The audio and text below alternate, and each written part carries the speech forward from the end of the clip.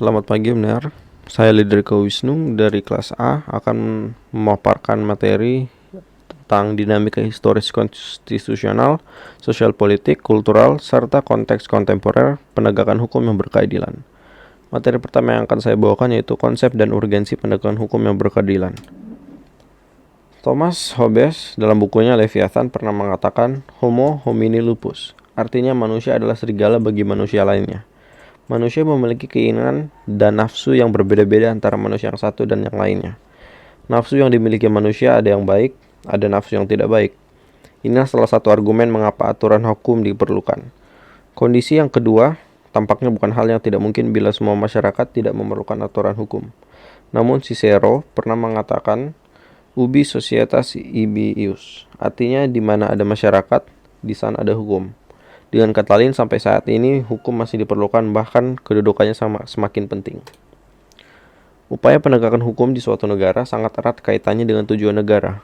Menurut Kranenburg dan TKB Sabarudin, kehidupan manusia tidak cukup hidup dengan aman, teratur dan tertib. Manusia perlu sejahtera. Teori Kranenburg tentang negara hukum ini dikenal luas dengan nama teori negara kesejahteraan. Teori negara hukum dari Kranenburg ini banyak dianut oleh negara-negara modern. Negara Kesatuan Republik Indonesia adalah negara hukum. Artinya negara yang bukan didasarkan pada kekuasaan belaka, melainkan negara yang berdasarkan atas hukum.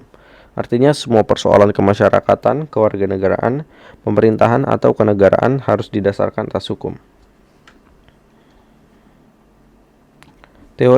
Materi yang kedua akan saya bawakan itu latar belakang diperlukannya penegakan hukum yang berkeadilan.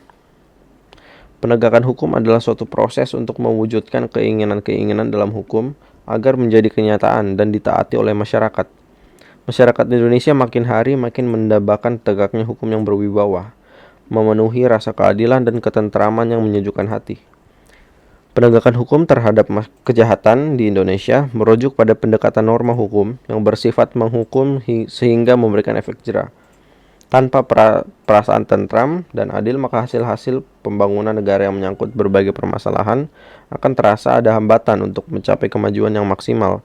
Karena itu, untuk menegakkan hukum dan menjaga ketentraman, masyarakat diperlukan suatu organ yang disebut polisi.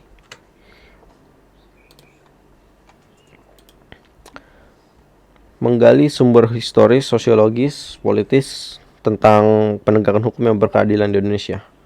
Apabila segala tindakan pemerintah atau aparatur berwajib menjalankan tugas sesuai dengan hukum atau dilandasi oleh hukum yang berlaku, maka negara tersebut disebut negara hukum.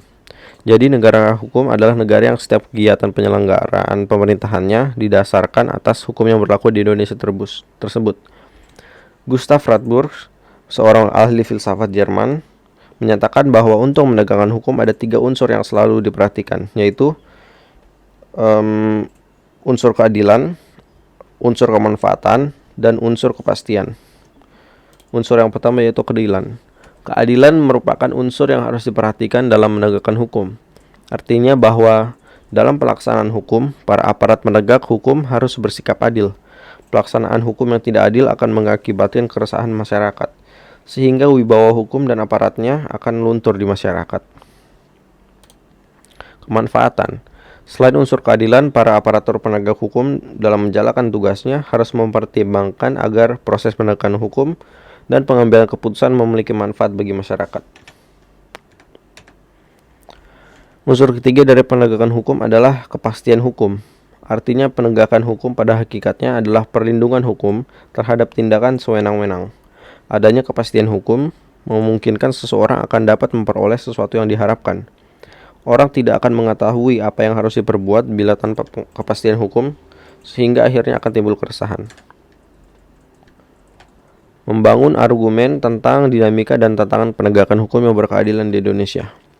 Harmoni kewajiban dan hak negara dan warga negara, aturan dasar ihwal kewajiban dan hak negara dan warga negara setelah perubahan UUD NRI 1945 mengalami dinamika yang luar biasa. Berikut disajikan bentuk-bentuk perubahan aturan dasar dalam UUD NRI 1945 sebelum dan sesudah amandemen tersebut. Aturan dasar ihwal pendidikan dan kebudayaan serta ilmu pengetahuan dan teknologi. Perubahan UUD NRI tahun 1945 juga memasukkan ketentuan baru tentang upaya pemerintah dalam memajukan ilmu, pengetahuan, dan teknologi. Rumusannya terdapat dalam pasal 31 ayat 5 UUD NRI tahun 1945, yaitu pemerintah memajukan ilmu, pengetahuan, dan teknologi dengan menjunjung tinggi nilai-nilai agama dan persatuan bangsa untuk kemajuan peradaban serta kesejahteraan untuk umat manusia. Adanya rumusan tersebut dimaksudkan agar pemerintah berupaya memajukan ilmu, pengetahuan, dan teknologi dengan tetap menjunjung tinggi nilai-nilai agama dan memperkukuh persatuan bangsa. Sebelum diubah, ketentuan ini diatur dalam bab ke-14 dengan judul Kesejahteraan Sosial dan terdiri atas 2 pasal, yaitu pasal 33 dengan ayat 3 dan pasal 34 tanpa ayat. Setelah perubahan UUD NRI 1945, judul bab menjadi Perekonomian Nasional dan Kesejahteraan Sosial. Terdiri atas 2 pasal, yaitu pasal 33 dengan 5 ayat dan pasal 34 dengan 4 ayat. Salah satu perubahan penting untuk pasal 33 terutama dimaksudkan untuk melengkapi aturan yang sudah diatur sebelum perubahan UUD NRI 1945 sebagai berikut. Pasal 33 ayat 1 UUD NRI 1945 menegaskan asas kekeluargaan. Pasal 33 ayat 2 UUD NRI 1945 menegaskan bahwa cabang-cabang produksi yang penting bagi negara dan yang menguasai hajat hidup orang banyak harus dikuasai negara. Pasal 33 ayat 3 UUD NRI 1945 menegaskan bahwa bumi dan air dan kekayaan alam yang tergandung di dalamnya harus dikuasai negara. Adapun ketentuan baru yang mencantumkan pasal 33 ayat 4 UUD NRI 1945 menegaskan tentang prinsip-prinsip perekonomian nasional yang perlu dicantumkan guna melengkapi ketentuan dalam pasal 33 ayat 1, 2, dan 3 UUD NRI 1945. Mari kita bicarakan terlebih dahulu mengenai ketentuan-ketentuan mengenai perekonomian nasional yang sudah ada sebelum perubahan NRI 1945. Aturan dasar. Semula, ketentuan tentang pertahanan negara menggunakan konsep pembelaan terhadap negara, pasal 30 ayat 1 UUD NRI 1945. Namun setelah perubahan UUD NRI 1945, konsep pembelaan negara dipindahkan menjadi pasal 27 ayat 3 dengan sedikit perubahan redaksional. Setelah perubahan UUD NRI 1945, ketentuan mengenai hak dan kewajiban dalam usaha pertahanan dan keamanan negara, pasal 30 ayat 1 UUD NRI 1945 merupakan penerapan dari ketentuan pasal 27 ayat 3 UUD NRI 1945. Aturan dasar ihwal hak dan kewajiban hak asasi manusia. Penghormatan terhadap hak asasi manusia pasca amandemen UUD NRI 1945 mengalami dinamika yang luar biasa. Jika sebelumnya perihal hak-hak dasar warga negara yang diatur dalam UUD NRI 1945 hanya berkutat pada pasal 27, 28, 29, 30, 31, 32, 33, dan 34.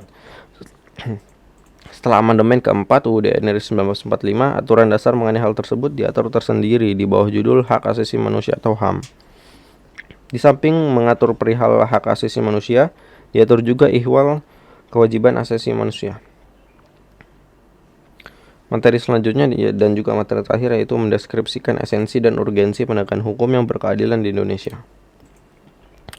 UUD NRI tahun 1945 tidak hanya memuat aturan dasar ihwal kewajiban dan hak negara, melainkan juga kewajiban dan hak negara-negara. Dengan demikian, terdapat harmoni kewajiban dan hak negara di satu pihak dengan kewajiban dan hak warga negara di pihak lain. Oleh karena itu, mari kita simak 4 bagian berikut. Yang pertama yaitu agama.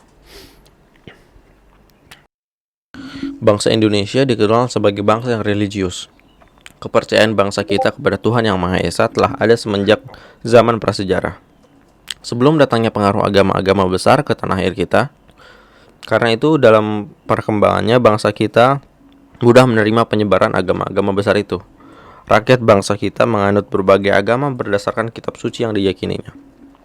Undang-Undang Dasar merupakan dokumen hukum yang mewujudkan cita-cita bersama setiap rakyat Indonesia. Bagian yang kedua yaitu pendidikan dan kebudayaan. Penjelasan tentang tujuan pendidikan nasional dapat kita temukan dalam pasal 31 ayat 3 UUD NRI 1945.